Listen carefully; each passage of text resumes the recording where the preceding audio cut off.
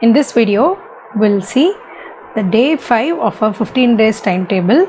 The important points for the day 5 will be covered in this video. Day 5 includes 3 topics from oral surgery and 3 topics from perio. The oral surgery topics include exodontology and impactions, middle third fractures, mandibular fractures. Topics from perio include gingiva and periodontium, periodontal microbiology, and defense mechanism of gingiva. First one is exodontology and impaction. So under exodontology and impaction, when you are covering the MCQ, you should make sure you are covering these points. Points like elevators and mechanical advantages of elevator. What are the principles of elevator, especially the wheel and axle principle? Just the name alone is enough. Dry socket, trismus, management of both, syncope and management. What are Winter's line? What are the colors and indication for Winter's line? And wharf assessment. Under wharf assessment, E of wharf assessment is important. Then the classification of impaction based on the position of the tooth, IE prophylaxis, the order of extraction of tooth in maxillary arch and mandibular arch, what is Watt's incision and what is modified Watt's incision in impaction surgery.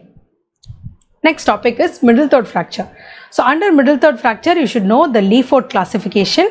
What is a raccoon sign or a panda sign? What is Guerin sign?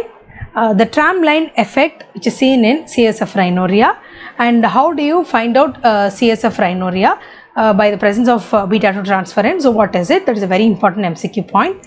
Then image based MCQ point of view, you should know how a rose forceps looks like. Then Ash and Walsham forceps, how they look like and what are the application for them. Brislow elevator. Then what is Gillies temporal approach and what is Keen approach, mandibular approach. Then arch bar, IMF, compression osteosynthesis, what is a blowout fracture and where do you use titanium mesh in fracture. The management of middle third fracture, airway management when you are doing a middle third fracture, and what is a Mallampati classification and airway management.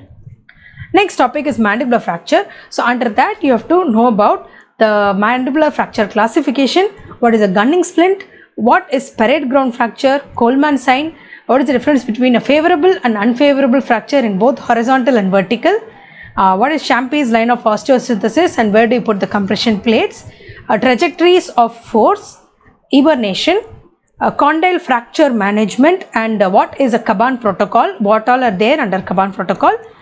Distraction osteogenesis, Alcott-Bramley incision in condyle surgery you will find out.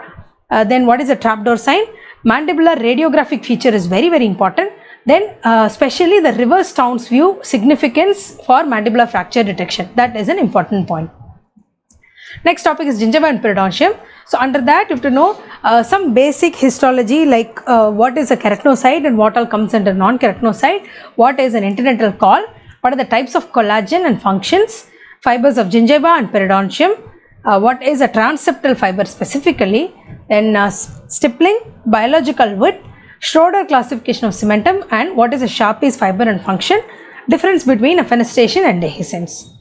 The next topic is periodontal microbiology. So under that you have to know what is the primary colonizer, what bacteria comes under them, and what is the secondary colonizer, what is called as concob appearance, what organisms are present in concob appearance, what is co-aggregation, the different types of plaque like supragingival and subgingival plaque and constituents, constituents of pellicle, the theories of mineralization of calculus and the mineral content of calculus in different location.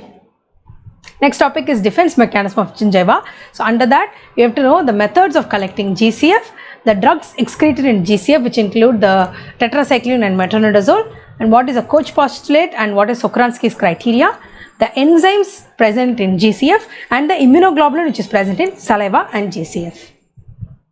Thank you.